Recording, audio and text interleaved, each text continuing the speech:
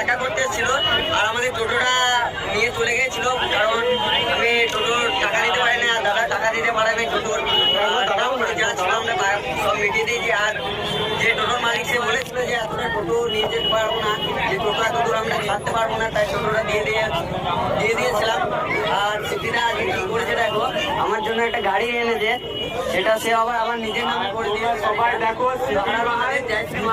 এরকম মানুষ আমি আমার লাইফে প্রথম এত ভালো মানুষ দেখলাম যে আমাকে একটা গাড়ি গিফট করেছে। তো সবাই মিলে একবার বলো হার হার মহাদেব। আর সিপিদা আমাকে এতটা হেল্প করলো, তোমাদের কেমন লাগছে?